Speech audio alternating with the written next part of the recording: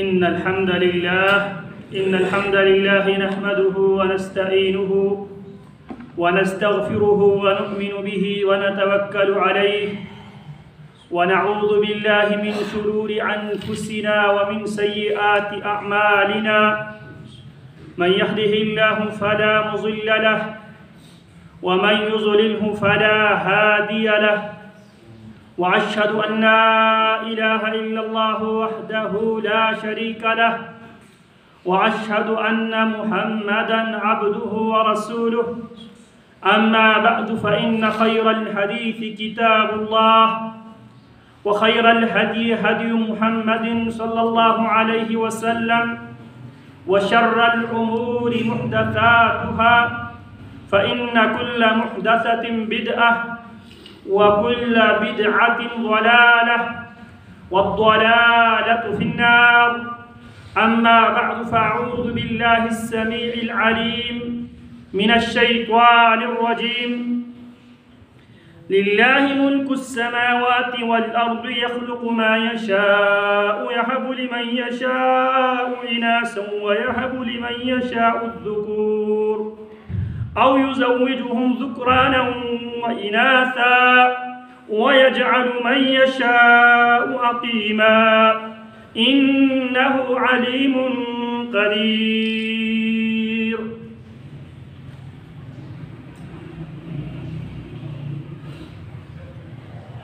محترم سامعین، پیارے پیغمبر علیہ السلام کی بعثت سے پہلے کا جو مرحلہ تھا، پیارے پیغمبر کی رسالت اور نبوت سے پہلے کا جو عرصہ، جو زمانہ تھا، اس زمانے کو اللہ کی کتاب نے، قرآن مجید نے جاہلیت سے تعبیر کیا ہے، اور قرآن مجید میں اللہ رب العالمین نے موٹے موٹے جاہلیت کے 4 اصول، 4 قاعدے، 4 ضابطے اللہ رب العالمین نے بیان کیا ہے۔ افحکم الجاہلیت یبغون، ایک حکم الجاہلیہ ہے، ایک ظن الجاہلیہ، جاہلیت والی بدگمانی، ایک کو اللہ رب العالمین نے حمیت الجاہلیہ، دور جاہلیت والی حمیت، اور ایک کو اللہ رب العالمین نے فرمایا ہے ظن الجاہلیہ، حمیت الجاہلیہ، حکم الجاہلیہ، اور ایک کو فرمایا وَلَا تَبَرَّجْنَ تَبَرُّجَ الْجَاہِلِيَّةِ۔ آج کا موضوع جاہلیت کے متعلق گفتگو کرنا مقصود نہیں ہے۔ عمر ابن الخطاب رضی اللہ تعالی عنہ فرمایا کرتے تھے يُنْقَضُ عُرَى الْإِسْلَامِ عُرْوَةً عُرْوَةً إِذَا وُلِدَ فِي الْإِسْلَامِ مَنْ لَا يَعْرِفُ الْجَاهِلِيَّةَ۔ اسلام کی کڑیاں ایک ایک کر کے ٹوٹ جائے گی جب اسلام میں، اسلامی معاشرے میں ایسے لوگ پیدا ہوں گے من لا يعرف الجاہلیہ، جو جاہلیت سے ناواقف، جو جاہلیت سے جاہل لوگ جب اسلامی معاشرے میں پیدا ہوں گے تو اس موقع پہ اسلام کی کڑیاں ایک ایک کر کے ٹوٹ جائے گی۔ اسلام کو سمجھنے کے لیے جاہلیت کو سمجھنا ضروری ہے، آگ کی خاصیت کو سمجھنے کے لیے پانی کی خاصیت کو سمجھنا ضروری ہے، پلس کو سمجھنے کے لیے مائنس کو سمجھنا ضروری ہے، مثبت کو سمجھنے کے لیے منفی کو سمجھنا ضروری ہے، گرم کو سمجھنے کے لیے ٹھنڈا کو سمجھنا ضروری ہے۔ اسی طرح اسلام کو سمجھنے کے لیے جاہلیت کو سمجھنا بھی ضروری ہے۔ لیکن آج کا موضوع جاہلیت کی قانون، جاہلیت کے قاعدے اور ضابطے میں سے ایک قاعدہ، ایک ضابطہ جسے قرآن نے ظن الجاہلیہ، دور جاہلیت والی بدگمانی، اور وہ بدگمانی بھی کس کے ساتھ، کس کے بارے میں بدگمانی؟ فما ظنکم برب العالمین، رب العالمین کے بارے میں یہ بدگمانی، یہ گندی سوچ حقیقی معنوں میں ہم رب کو رب مانا ہی نہیں ہے۔ اسی لیے رب العالمین نے ہر نماز میں رب العالمین اس کو سننا بھی، اس کو زبان سے اقرار کرنا بھی ضروری قرار دیا۔ ہم فاتحہ خلف الامام کیوں پڑھتے ہیں؟ ہم امام کے ساتھ ساتھ یہ حلف دیتے ہیں الحمدللہ رب العالمین۔ جب امام الحمدللہ رب العالمین اونچی آواز میں کہتا ہے تو ہم بھی ساتھ ساتھ امام کے ساتھ یہ حلف دے رہے ہوتے ہیں کہ الحمدللہ رب العالمین۔ کیا معنی ہے رب العالمین کا؟ رب العالمین تمام جہانوں کو پیدا کرنے والا رب، تمام جہانوں کو پالنے والا رب، پالنہار۔ مترجمین نے رب العالمین کا ترجمہ کیا پالنہار۔ پوری کائنات اور کائنات میں جو کچھ ہے ان سب کی ضرورتوں کو پوری کرنے والا وہ رب العالمین ہے۔ کون رب العالمین؟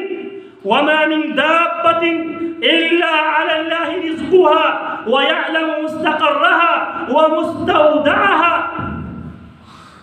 انسانوں، تم تو اشرف المخلوقات میں سے ہیں، اشرف المخلوق ہے، مخلوقات میں سے سب سے بہترین مخلوق ہم نے تمہیں منتخب کیا ہے۔ لَقَدْ خَلَقْنَا الْإِنسَانَ فِي أَحْسَنِ تَقْوِيمٍ، اور تمہیں ہم نے وَمَا خَلَقْتُ الْجِنَّ وَالْإِنسَ إِلَّا لِيَعْبُدُونَ، تمہیں میں نے اپنی عبادت کے لیے پیدا کیا ہے، تمہارے علاوہ باقی جو کچھ ہے وہ بھی میری عبادت تو کرتے ہیں، میرے لیے سجدہ بجا لاتے ہیں، تسبیح بیان کرتے ہیں۔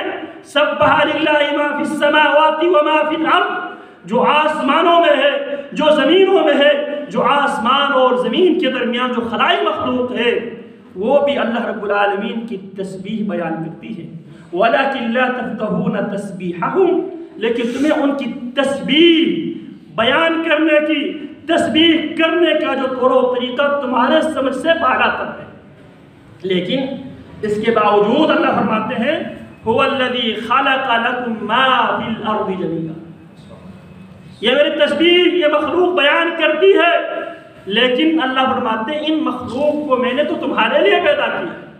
خَلَقَ لَكُم، اللہ وہ ہے جس نے تمہارے لیے پیدا کیا ہے، مَا فِي الْأَرْضِ جَمِيعًا، جو کچھ روئے زمین میں۔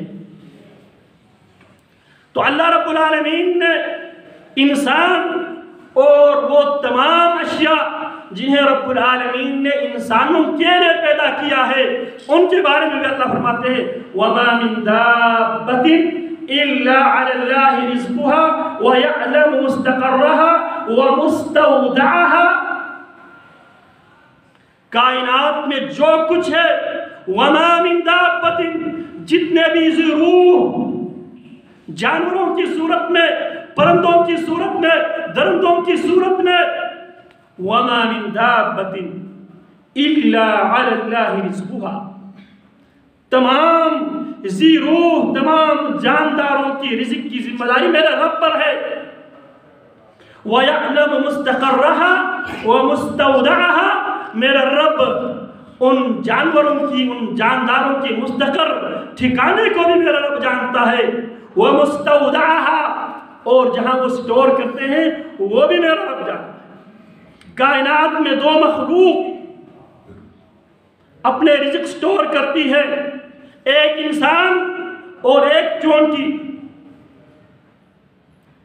لیکن افحکم الجاہلی ظن الجاہلیہ، جاہلیت والی بدگمانی جو جاہلیت نے پیارے پیغمبر علیہ السلام کی بعثت، آپ کی آمد سے پہلے جو جاہلیت کے لوگ رب العالمین کے بارے میں بدگمانی کے شکار تھے، آج اس دور کے مسلمان بھی اسی بدگمانی کے شکار نظر آتے ہیں۔ کیا بدگمانی؟ اور رب العالمین کو رب العالمین صحیح معنوں میں نہیں مانتے تھے، آج کے مسلمان بھی رب العالمین کو صحیح معنوں میں رب العالمین نہیں مانتے۔ دور جاہلیت کے لوگ رب العالمین کو رزاق نہیں مانتے تھے. ان اللہ هو الرزاق ذو القوۃ المتین. میرا رب ہی رزاق ہے، ہر کسی کو رزق دینا یہ میرے رب کی ذمہ داری ہے. جاہلیت کے لوگ، جس جاہلیت کو نبی اکرم صلی اللہ علیہ وسلم نے فتح موقع مکہ کے موقع پر اپنے قدموں تلے پیروں تلے جس جاہلیت کو میرے نبی دفن کر کے گئے تھے، وَكُلُّ عُمُورِ الْجَاهِلِيَّةِ مَوْضُوعٌ تَحْتَ قَدَمَيْ. جاہلیت کے تمام رسوم و رواج، جاہلیت کی تمام اعمال و عقائد موضوع تحت قدمی، آج میں انہیں اپنے پیروں تلے دفن کر کے رکھا. ان میں سے بہت بڑی جاہلیت یہ تھی، وہ اولاد کو قتل کیا کرتے تھے، بچوں کو قتل کیا کرتے تھے، اس ڈر سے، غربت کی ڈر سے، افلاک مفلسی کے ڈر سے بچوں کو قتل کیا کرتے تھے. بچیوں کو وہ قتل کیا کرتے تھے آر محسوس کرتے ہوئے، جبکہ اللہ ہی مختار کل ہے. بیٹا دینے پر بھی قادر میرا رب ہے، بیٹی دینے پر بھی قادر میرا رب ہے، بیٹے بھی اور بیٹیاں بھی دونوں ملا کر دینے پر بھی قادر صرف اور صرف میرا رب ہے، اور کسی کو بیٹے سے بھی اور بیٹی سے بھی محروم کرنے پر بھی قادر صرف میرا رب ہے. اسی عقیدے کو قرآن مجید سورہ شورى میں اللہ رب العالمین نے ان الفاظ کے ساتھ بیان کیا ہے، للہ ملک السماوات والارض. آسمانوں کی بادشاہتیں، آسمانوں کی حقیقی بادشاہی، زمین کی بادشاہی للہ صرف اللہ ہی کے لیے ہے. دلیل کیا ہے؟ آسمانوں کی بادشاہی بھی صرف میرے رب کے لیے ہے، زمین کی بادشاہی بھی صرف میرے رب کے لیے ہے. دلیل یخلق ما یشاء. آسمانوں کی، زمین کی رب ہونے کی سب سے بڑی دلیل یہ ہے، یخلق ما یشاء، جو رب العالمین ہے، تمام جہانوں کا رب ہے. یخلق ما یشاء، وہ پیدا کرتا ہے جو چاہتا ہے.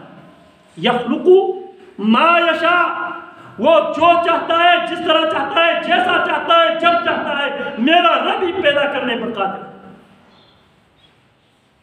یہ بابے، یہ قبر والا پیدا کرنے پر، بلکہ مچھر کے پر بھی پیدا کرنے پر قادر نہیں ہے، بلکہ قرآن نے چیلنج کیا، وَإِن يَسْلُبْهُمُ الذُّبَابُ، اگر مکھی ان سے کھانے کا رس اچک لے تو لا يَسْتَنْقِذُوا مِنْهُ، وہ مکھی سے اس کھانے کے رس بھی واپس لینے کی قدرت نہیں رکھتے. ضعف الطالب والمطلوب، مانگنے والا بھی کمزور اور جس سے مانگا جا رہا ہے وہ بھی انتہائی کمزور. اور دونوں عنکبوت، مکڑی کے گھر میں بیٹھنے والے مکڑی کے باسی ہے. وَإِنَّ أَوْحَنَ الْبُيُوتِ لَبَيْتُ الْعَنْكَبُوتِ لَوْ كَانُوا يَعْلَمُونَ. یخلق ما یشاء، وہ جو چاہتا ہے، جیسا چاہتا ہے، جب تک چاہتا ہے، جس طرح چاہتا ہے وہ پیدا کرتا ہے. یَحَبُ لِمَن یَشَاءُ إِنَاثًا، انسانوں خصوصاً تم سے متعلق، یَحَبُ لِمَن یَشَاءُ إِنَاثًا، وہ جسے چاہتا ہے بیٹیاں ہی بیٹیاں دیتا ہے. اور یہ وہ رد ہے مشرکین مکہ کے لوگ، اس کو بھی قرآن مجید نے بیان کیا تاکہ مسلمان اسلام قبول کرنے کے بعد وہ جاہلی رویہ نہ اپنائے اپنی اولاد کے ساتھ، خصوصاً بیٹیوں کے ساتھ. قرآن نے اس رویے کو بھی قرآن کا حصہ بنا کے قاری قرآن سے، قرآن کی قرات کرنے والے سے، قرآن کی قرات سننے والے سے یہ تقاضا کیا ہے، یہ مطالبہ کیا ہے، یہ حکم دیا ہے. بیٹیوں کی پیدائش پہ چہرے کا رنگ فق ہونا، بلیک ڈے منانا، دن پر منہ کالا ہونا، اللہ کی قسم یہ مسلمان کی علامت نہیں، یہ کافروں کی علامت ہے۔ یہ دور جاہلیت کے جاہلوں کی صفت قرآن نے بیان کیا ہے۔ وَإِذَا بُشِّرَ أَحَدُهُمْ بِالْأُنثَىٰ ظَلَّ وَجْهُهُ مُسْوَدًّا، جب ان میں سے کسی کو اس بات کی خوشخبری دی جاتی ہے تمہارے گھر رب العالمین نے اپنی حکمت سے بیٹی دیا ہے، کیوں؟ یَهَبُ لِمَن یَشَاءُ إِنَاثًا، میرے رب جسے چاہتا ہے بیٹیاں ہی بیٹیاں دیتا ہے۔ جب یہ خوشخبری سنا دی جاتی ہے، جب یہ خوشخبری ملتی ہے، دور جاہلیت اولا میں جو لوگ تھے اور اب جو جاہلیت ثانیہ میں جو لوگ موجود ہیں، اوپر اسلام کا خول پہنا ہوا ہے، لیکن حالت کیا ہے؟ وہی انداز، وہی کیفیت، وہی رویہ۔ ظل وجہہ مسودہ، بیٹی کی پیدائش پہ منہ بنا کے، منہ کالا ہو کر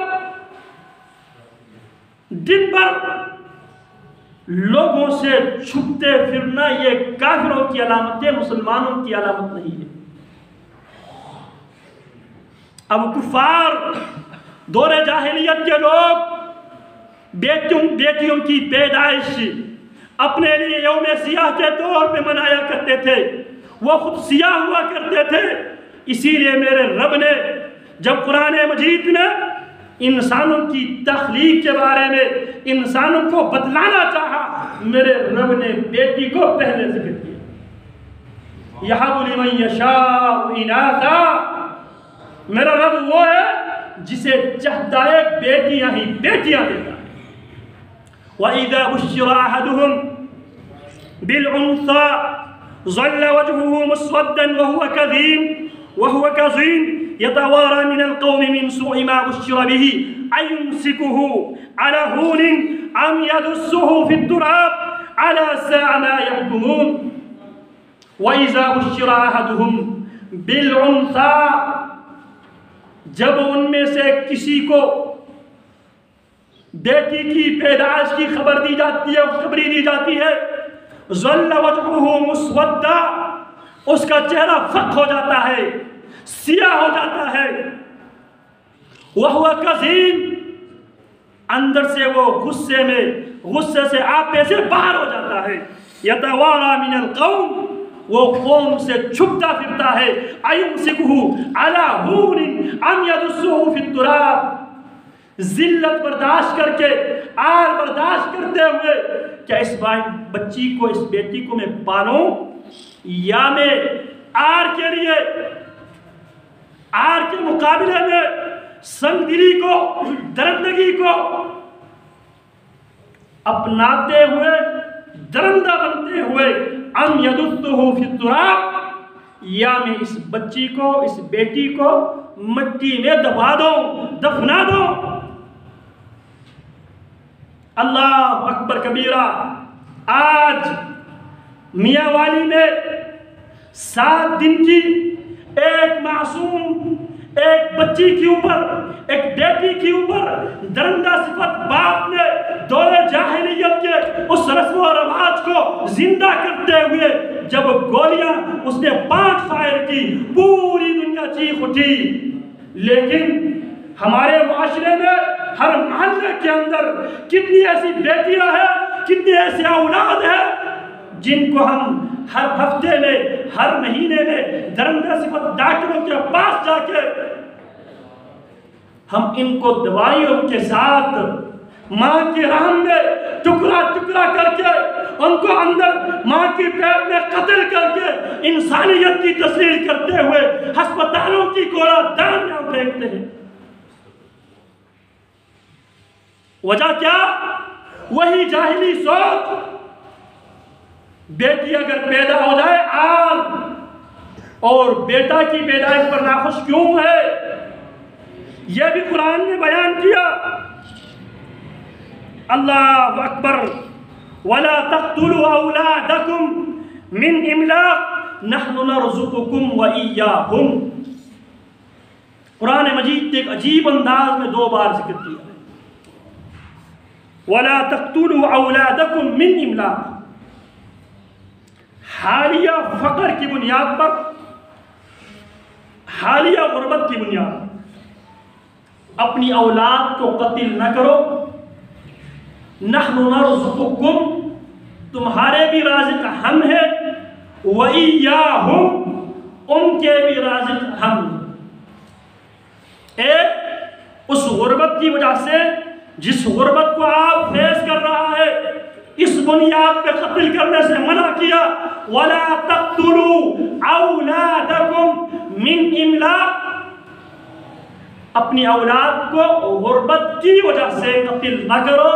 نَحْنُ نَرْزُقُكُمْ، تمہیں بھی ہم رزق دیتے ہیں، وَإِيَّاهُمْ، انہیں بھی ہم رزق دیتے ہیں۔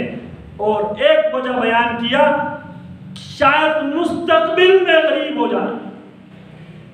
آج عموماً اکثر لوگ یہ جاہلی جو نعرہ ہے، جاہلی جو سلوگن ہے، چھوٹا خاندان، زندگی آسان، چھوٹا سا گھرانہ، خوشیوں کا خزانہ، یہ سارے کے سارے دور جاہلیت کے سلوگن ہیں۔ اس زمانے میں جب شاید انسانوں کی تعداد شاید کروڑوں میں تھی، لیکن آج دنیا میں اربوں کی تعداد میں بھی انسان موجود ہے، اور ان کے رازق کون ہے؟ اللہ۔ اس زمانے میں لاکھوں میں یا کروڑوں میں دنیا کی آبادی تھی، اس وقت بھی سوچ کیا تھی؟ وَلَا تَقْتُلُوا أَوْلَادَكُمْ مِنْ إِمْلَاقٍ۔ اور دوسری جگہ پر مستقبل کے حوالے سے، فیوچر کے حوالے سے، آج ہم بچے تو ہی اچھے، یہ گندی سوچ اور یہ گندے نعرہ کیوں لگاتے ہیں؟ تاکہ ہمارے مستقبل بہتر ہو جائے، مستقبل میں غربت سے پالا نہ پڑے۔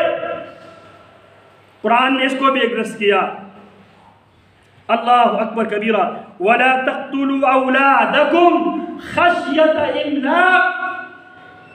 ابھی غربت آئی نہیں ہے، بچے زیادہ پیدا ہونے کی صورت میں غربت، تنگ دستی سے شاید مجھے گزرنا پڑے۔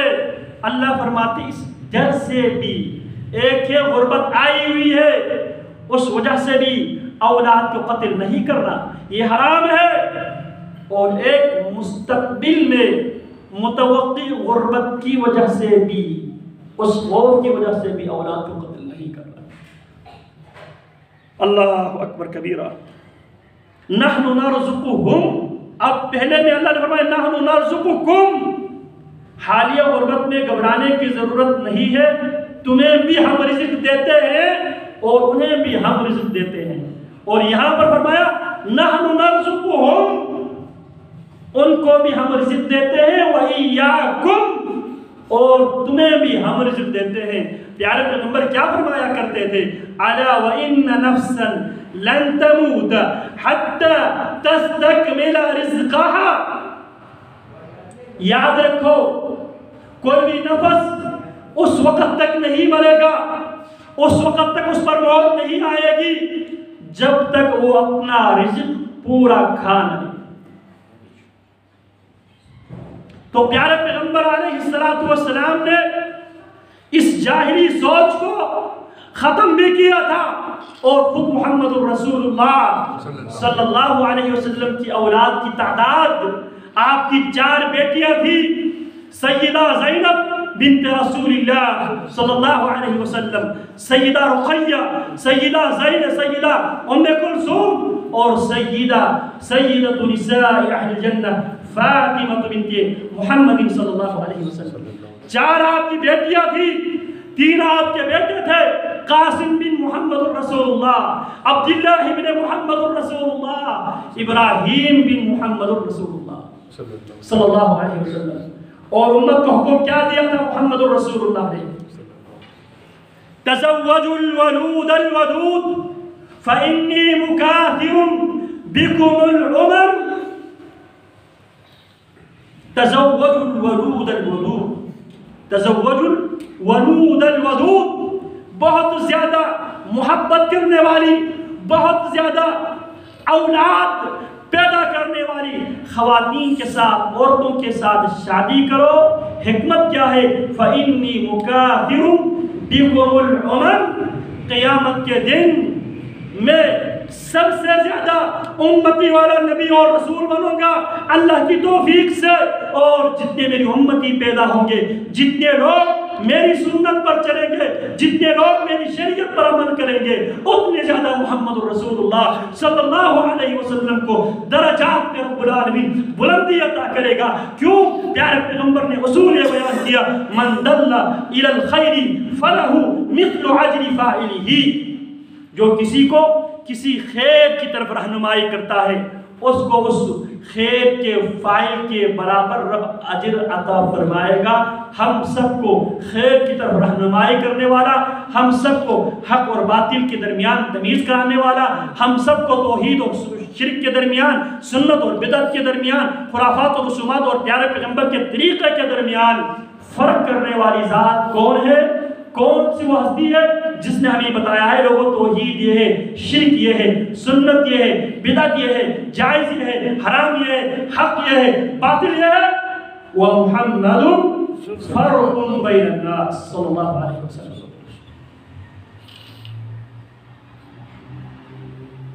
تو عرض میں یہ کر رہا تھا، ظن الجاہلیہ، آج جاہلیت ثانیہ میں پھر وہی سوچ، وہی بدگمانی عرب کے بارے میں، جو دور جاہلیت کے لوگ عرب کے بارے میں جس بدگمانی کی وہ شکار ہوئے، اسی بنیاد پہ وہ بچیوں کے ساتھ ناروا سلوک کیا کرتے تھے، بچیوں کو زندہ درگور کیا کرتے تھے۔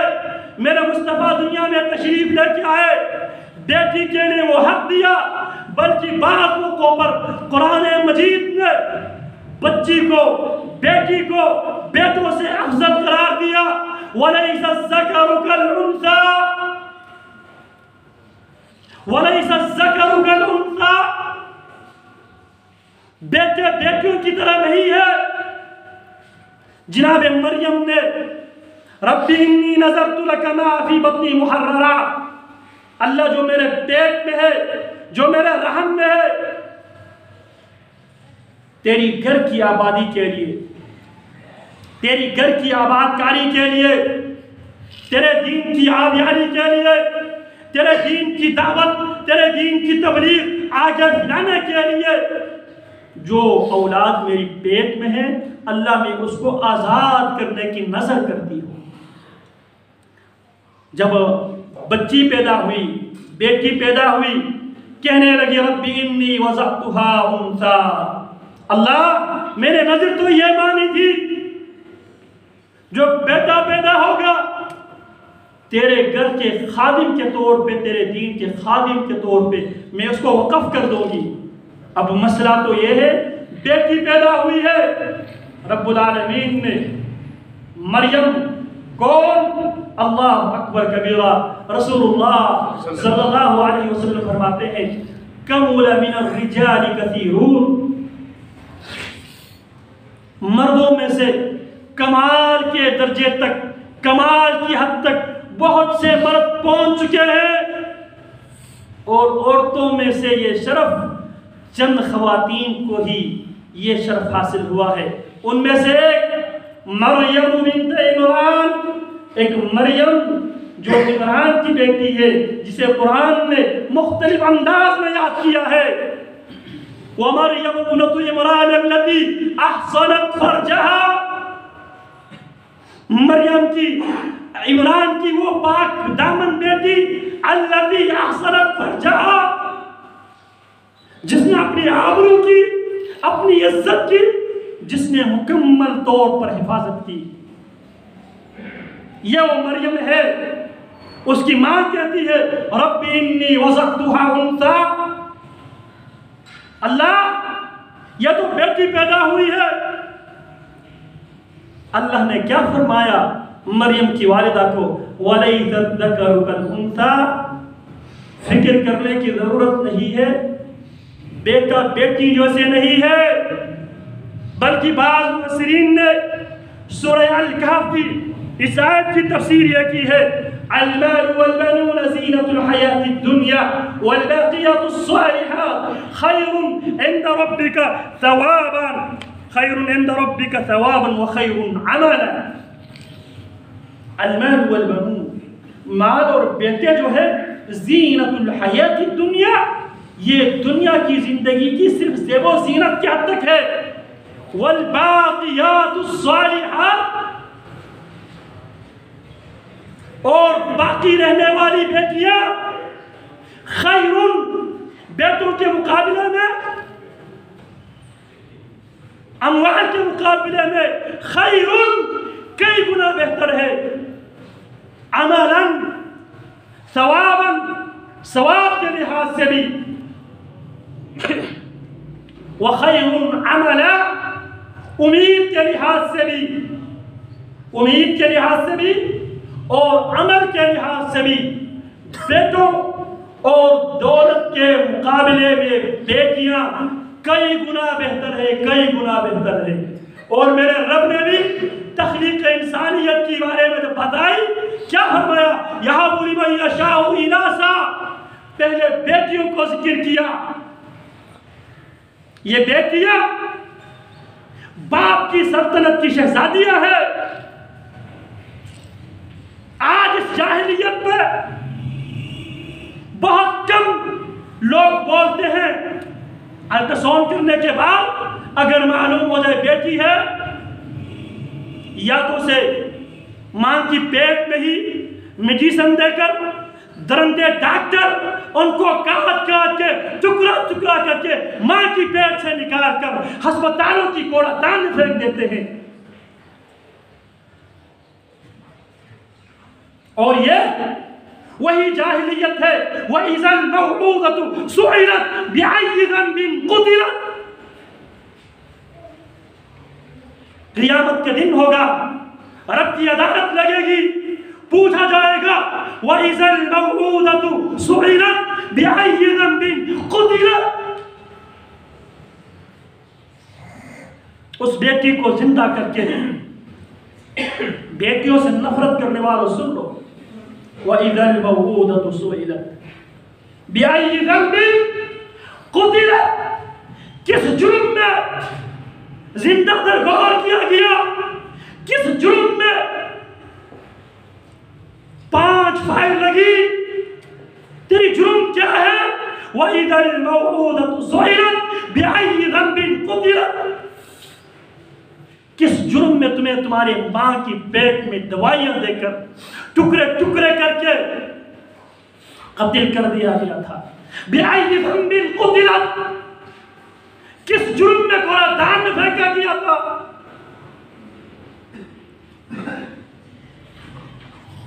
وَإِذَا الْمَوْعُودَةُ سُئِلَتْ بِأَيِّ ذَنبٍ قُتِلَتْ، اسلام تو بیٹیوں کو عزت دینے کے لیے، بیٹیوں کو تحفظ دینے کے لیے، بیٹیوں پر جو ظلم ہو رہے تھے اس ظلم سے بیٹیوں کو نجات دینے کے لیے اسلام آیا تھا، شریعت آئی تھی۔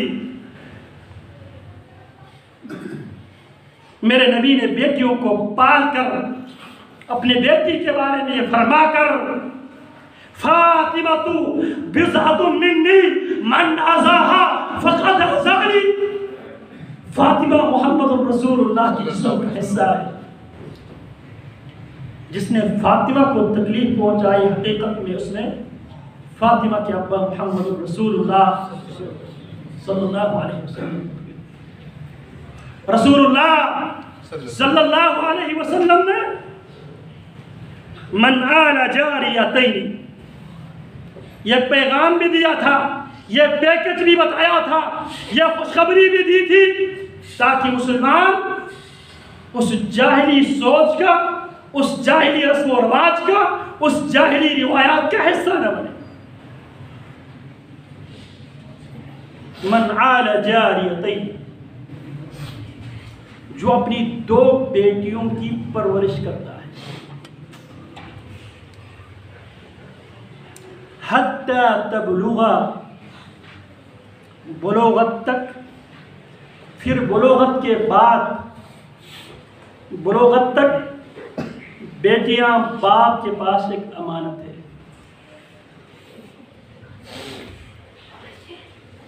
یا ایھا الذین آمنوا عدوا الامانات الی عہدیھا، یہ جو امانتیں ہیں، اس امانت کو دیتے وقت اہل لوگوں کو ڈھونڈ کر ان امانتوں کو ان کی حوالہ کر۔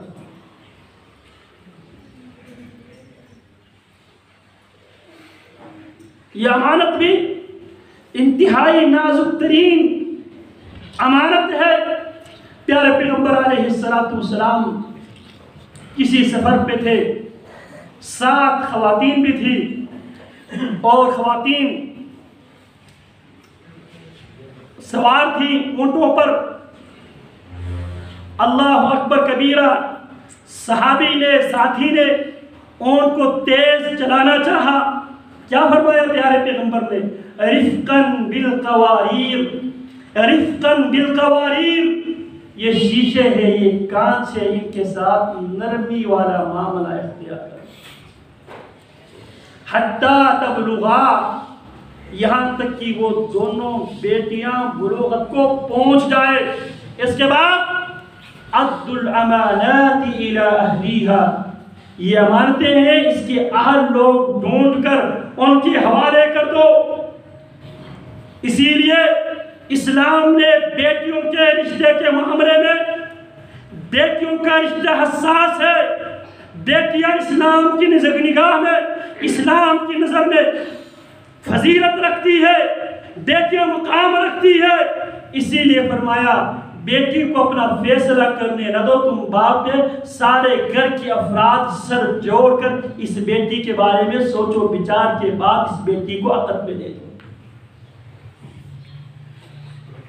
تاکہ ان پر کسی قسم کی کوئی پریشانی یا مستقبل میں نہ اٹھانے پڑے۔ کیونکہ عورتوں کی فطرت میں رب العالمین نے ایک عجیب بات رکھی ہے، عورت بہت زیادہ پیار کرنے والی، بہت زیادہ محبت کرنے والی، اور پیار کی عنصر ماں ہونے کی حیثیت سے، بیٹی ہونے کی حیثیت سے، بہن ہونے کی حیثیت سے، صنف نازک ہونے کی حیثیت سے ان کے اندر محبت کا غلبہ زیادہ ہے۔ ان کو کسی سے محبت ہو جائے وہ سب کچھ جلا کر آگے نکل جاتی ہے، لیکن پھر بھی یہ مرد درندہ ہے، درندہ ہے، وہ اپنے سب کچھ چھوڑ کر، حالانکہ یہ طریقہ اسلامی نہیں ہے، کورٹ میرج، باغ کا جو شادیاں شریعت نے بیچ میں مردوں کو اس لیے ڈالا ہے، آج کسی بھی وکیل سے پوچھ لے جو فیملی لا سے تعلق رکھتے ہیں، ان سے پوچھ لے، سب سے زیادہ ناکام ترین جو شادی ہے وہ کورٹ میرج ہے، عدالتی شادیاں ہیں، اور پورے معاشرے کے لیے پھر وہ بیٹی ناصور بن جاتی ہے۔ اسی لیے شریعت نے بچی کا معاملہ، بیٹی کا معاملہ انتہائی نازک، انتہائی حساس معاملہ ہے، باپ کو درمیان میں ڈالا تاکہ باپ دیکھے اس انسان کے اندر جو مجھ سے رشتہ مانگنے کے لیے آیا ہے کس حد تک انسانیت پایا جاتا ہے، کس حد تک اسلامیت پایا جاتا ہے۔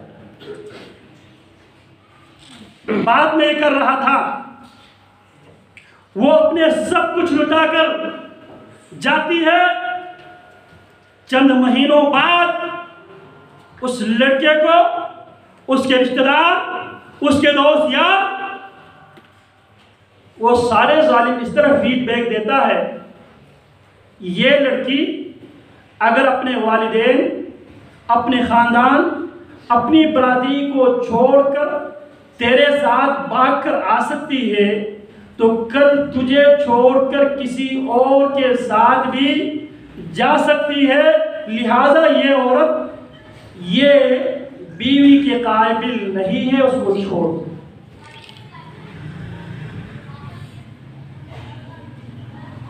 پھر اس بیچاری کو دو راہے پر چھوڑ کے وہ درندہ صفت انسان کچھ مہینے کچھ عرصہ اپنے حوث پورا کرنے کے بعد اس کو چھوڑ دیتا ہے. اب وہ پیچھے سب کچھ جلا کر نکلی ہے. جب تک اس کے اندر غیرت اور حمیت باقی ہے وہ دارالامان کی طرف جاتی ہے. دارالامان کے اندر جو درندے بیٹھے ہوئے ہیں وہ نہیں صحیح کسر وہ نکال لیتے ہیں. پھر اس کے بعد یہ عورت کنجر خانے کی زینت بنتی ہے. پھر وہاں سے اس کے لیے یہ لاوارث جب یہ مرتی ہے تو پھر اس کے لیے قبر بھی نصیب نہیں ہوتی. آپ کو معلوم ہوگا جو لاوارث لاش ہوتی ہے، لاوارث لاش، یہ لاوارث لاش، یہ جتنے بھی ایدی سنٹر، یہ جتنے بھی مافیاز بیٹھے ہیں، یہ سارے مافیاز ان لاوارث لاشوں کو میڈیکل کالجز والوں کے سپر کرتے ہیں. میڈیکل کی اسٹوڈنٹس اس پر ایکسپیریمنٹ کرتے ہیں، اس کی پراچے اڑا دیتے ہیں قصائی بن کر، پھر ان کو کوڑے دان پھینک دیا جاتا ہے. میں یہ عرض کر رہا تھا یہ بیٹیوں کا جو معاملہ ہے حساس معاملہ ہے. جہاں اس کی فضیلت ہے وہاں ان کی حفاظت، ان کی آبرو کے ساتھ، آبرو مندی کے ساتھ ان کو منزل مقصود تک پہنچانا یہ والدین کی ذمہ داری ہے. اب سوال یہ ہے بچیوں کے ذہن و دماغ میں یہ بات کون بٹھائے گا جو اس وقت ہمارے معاشرے میں چل رہا ہے؟ یہ ذمہ داری ہے مسجد و محراب کی. آج بیٹی کو، آج بیوی کو، آج بہن کو دنیا کی ہر جگہ پہ جانے کی اجازت ہے، مسجد میں آنے کی اجازت نہیں ہے.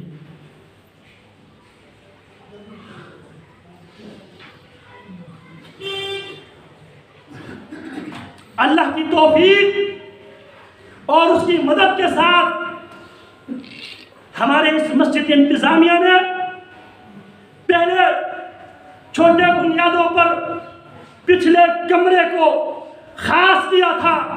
اب انشاءاللہ اوپر والی چھت لگنے کے بعد ہمارا پروگرام ہے. اللہ توفیق عطا فرمائے، اللہ قبول فرمائے.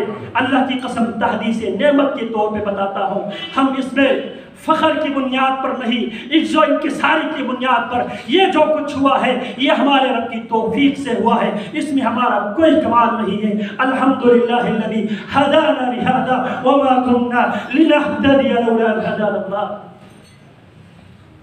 اس بات کی توفیق ہمارے رب نے دی ہے. ہم اپنے رب کی توفیق پہ رب کے شکر ادا کرتے ہیں.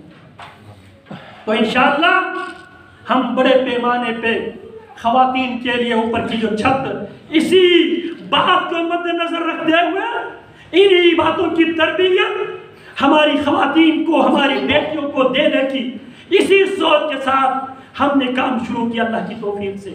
اور انشاءاللہ اس کو انجام تک پہنچانے والا میرا رب ہے. تو لہٰذا یہ باتیں اب ہمارے سلیبس کا حصہ نہیں رہا. بیٹی کیا ہے، بیٹی کیا اہمیت رکھتی ہے، بیٹی کا کیا کردار ہے معاشرے میں، اب یہ مسجد و محراب کی ذمہ داری ہے. یاد رکھو امت کے لیے بڑے بڑے دماغ دینے والے، بہادر جرنیل دینے والے، یہ ساری محمد الرسول اللہ صلی اللہ علیہ وسلم کی روحانی بیٹیاں تھیں.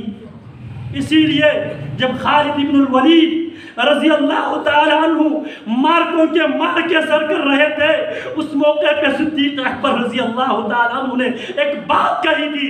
فرمایا تھا اقیمت النساء ان یلدن مثل خالد. عورتیں باز ہو گئی ہے خالد بن ولید جیسے بیٹے پیدا کرنے سے.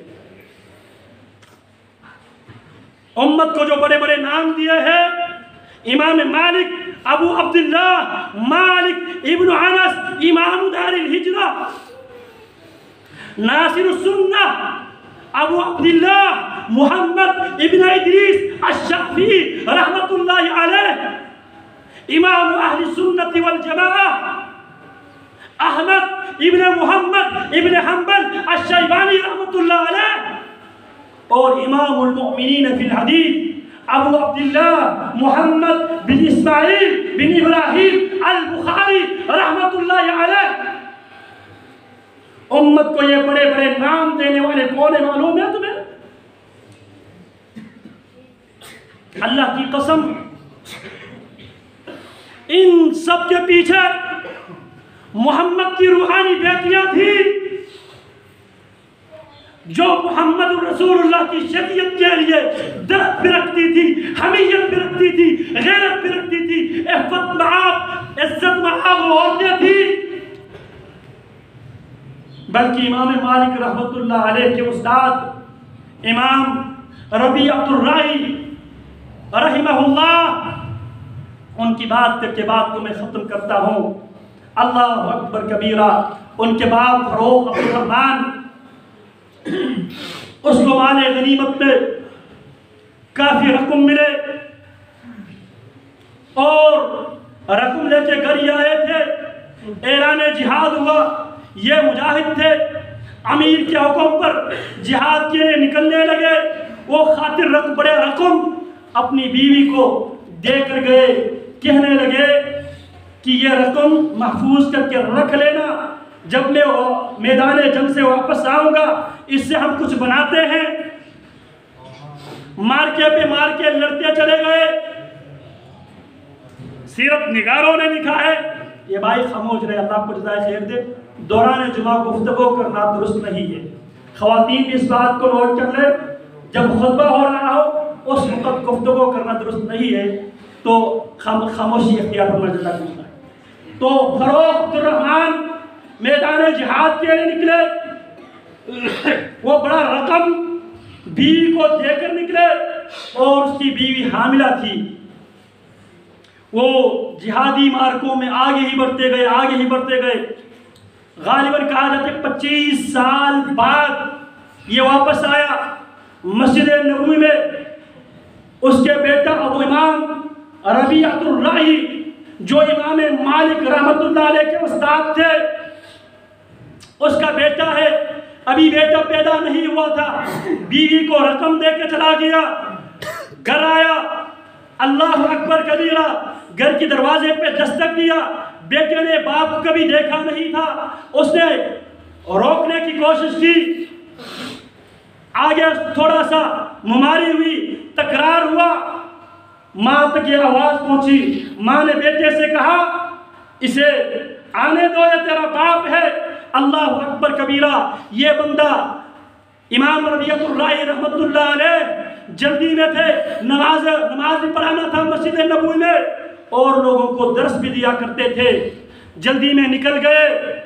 امام ربیعۃ الرائی کے باپ اپنی بیوی سے حساب مانگنے لگا. جو بڑا رقم چھوڑ کے گیا تھا، مجھے اس کا حساب چاہیے. بیوی آگے سے کہتی ہے آپ پہلے نماز پڑھ کے آئیں، پھر میں ایک ایک پیسے کا میں آپ کو حساب دوں گی. مسجد نبوی میں گئے، نماز پڑھنے لگے. نماز کے بعد دیکھا مسجد نبوی میں بہت سے لوگ ایک بڑے شیخ کے ارد گرد بیٹھ کر درس حدیث دین کی درس دے رہے تھے. اللہ اکبر کبیرہ. کسی سے پوچھا یہ دور جو درس دینے والے عالم کون ہے؟ کسی نے بتلا دیا یہ ایک مجاہد فروغ کا بیٹا ہے. اس کا باپ میدان جہاد میں چلے گئے تھے. اس کی ماں نے اس بچے کی تعلیم و تربیت کا اہتمام کر کے یہ مدینہ الرسول کے سب سے بڑے امام ہے، سب سے بڑے عالم ہے. اللہ اکبر کبیرہ.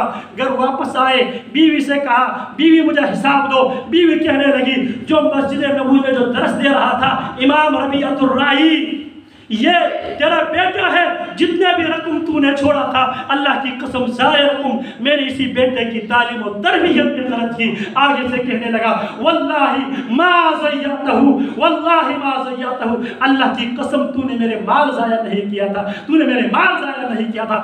آج امت کو ایسی ماں اور بیٹیوں کی ضرورت ہے جن کی تربیت اس بنیاد پر ہو، اللہ کی رازقیت کی عقیدے کے ساتھ، رب العالمین کے عقیدے کے ساتھ، رب کی توحید کے لیے، پیارے پیغمبر کی سیرت اور سنت کے لیے. اللہ رب العالمین صحیح معنوں میں دین اسلام کو سمجھنے کی توفیق عطا فرمائے. وما علیہ الا البلاغ.